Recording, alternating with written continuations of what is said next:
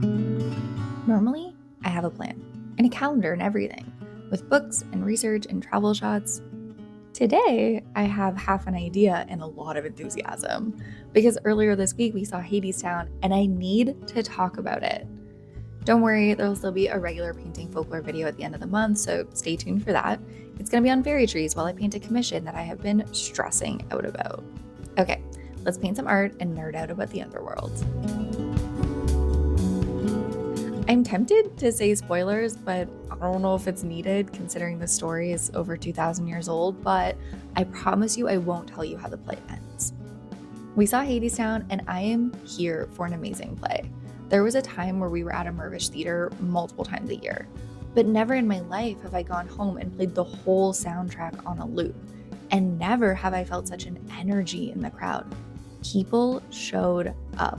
The outfits were amazing, there was cheering, laughing, crying, and boy, did I cry. I'm one of those people that cry at all live performances. Whether it's a big theater musical or a flash mob, I'm crying. I even get taken out by buskers because I'm just so happy that they showed up to bring the arts to our day. So the second Hermes began to speak, I was done. The timing of seeing this play makes me come across a little Hades obsessed, and I don't know, maybe I am. I had posted the Malinaway video earlier this year. I'm in the midst of a Neon Gods reread, and I've been seeing a lot of Lore Olympus fan art popping up online. Maybe it's the springtime in the air, maybe I just love a dark aesthetic and an underworld god who's secretly a softie. Who knows?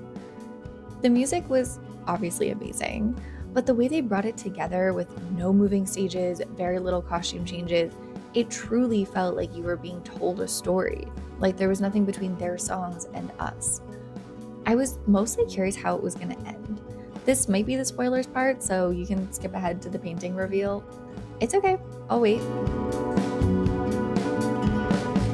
Okay, for those of us that are still here, girl, I was so curious how they were going to end it. In the original story of Orpheus and Eurydice, Orpheus travels to the underworld and bargains for Eurydice's return. Hades agrees with one stipulation. They may travel back together, but Eurydice must stay behind him, and Orpheus can't turn around and check she's still there.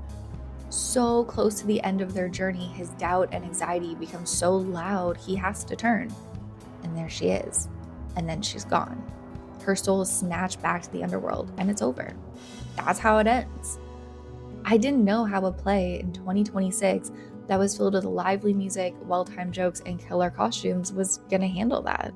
Were they gonna just end the play when he turns? Would they change the story and somehow lovers would reunite? Would there be a depressing as hell epilogue of Orpheus just being sad and playing the lyre? I promised I wouldn't tell you how it ends, and I won't, but I will say that they did nail it. They honored the old stories but left the audience without emotional whiplash. Of course, the music stayed with me and the incredible visuals, but it was seeing how they modernized the story without changing it too drastically that struck me. It felt less like a modern retelling of a love story and more a modern homage to the gods and the stories they gave us. Like they were embracing the spirit of the bard to draw us in.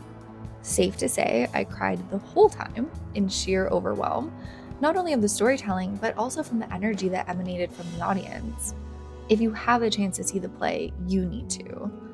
For this painting, the pomegranate was an obvious choice, but I wanted to add the moth as a messenger of the dead, the teller of the story that stole my heart on a casual Monday night.